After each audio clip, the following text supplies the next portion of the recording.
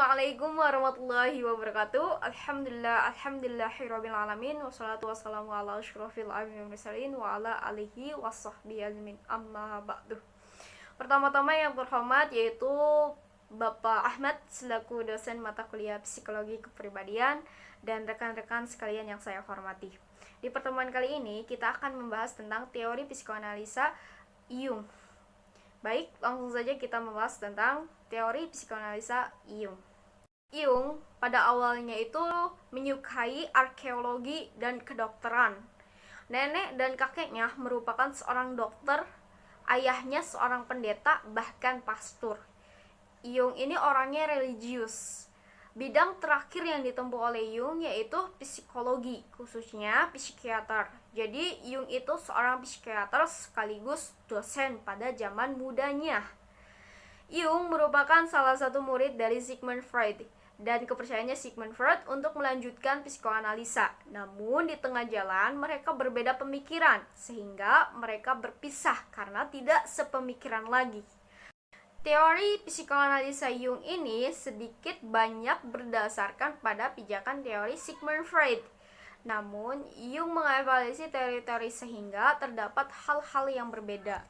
Psikoanalisa Jung juga masih membicarakan tentang kesadaran dan ketidaksadaran. Namun, Jung membagi lagi ketidaksadaran, yaitu ketidaksadaran personal dan ketidaksadaran kolektif. Kesadaran menurut bayangan Jung yaitu sesuatu yang bisa dirasakan oleh ego. Ego adalah jiwa sadar yang terdiri dari persepsi-persepsi, ingatan-ingatan, pikiran-pikiran. Ego melahirkan perasaan identitas dan komunitas seseorang dan berada pada kesadaran. Ego seseorang adalah gagasan tingkah laku yang umumnya dimiliki dan ditampilkan secara sadar oleh orang-orang dalam suatu masyarakat. Dan ego merupakan bagian manusia yang membuat ia sadar pada dirinya. Selanjutnya, terdapat isi ego, yaitu fungsi jiwa. Ialah suatu bentuk aktivitas kejiwaan yang secara teori tidak berubah dalam lingkungan yang berbeda. Mental kita itu ada 4.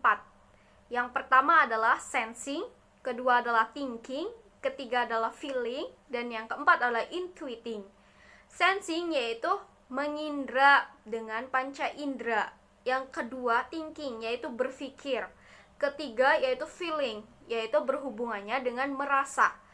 Yang keempat adalah intuiting atau intuisi, yaitu pengetahuan, pemahaman tanpa sensing, thinking, feeling. Jadi tiba-tiba muncul sesuatu di kepalamu saat sadar. Itu disebut dengan intuiting. Model kesadaran itu ada 2. Yang pertama adalah introvert. Introvert ciri-cirinya yaitu pendiam dan suka menyendiri. Yang kedua, tidak menyukai pembicaraan ringan.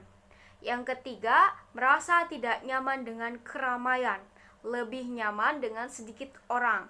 Yang keempat, mengamati keadaan sekitar dengan sangat cermat. Yang kelima, banyak berpikir sebelum berbicara.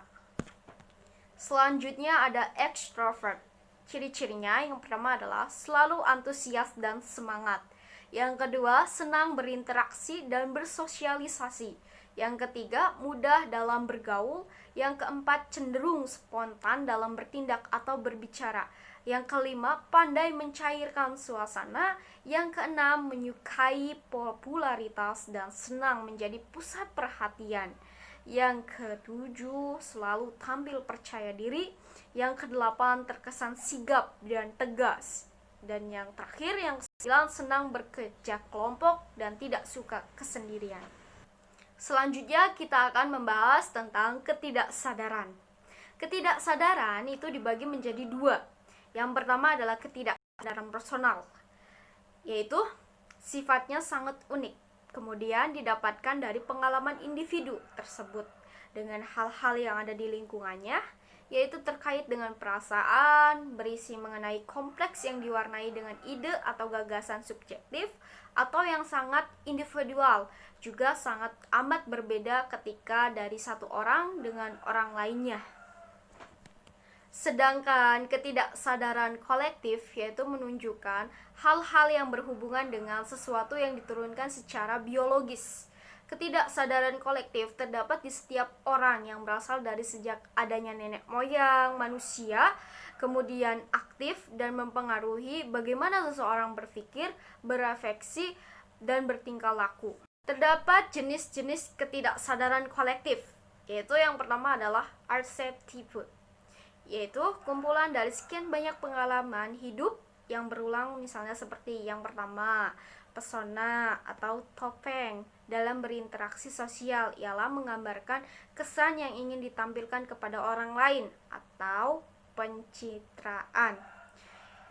Yang kedua adalah shadow atau sisi gelap dari sifat manusia, ialah semua keinginan dan emosi yang tidak sesuai dengan norma. Yang ketiga ada anima, yaitu sifat wanita yang hadir dalam bawah sadar kolektif pria.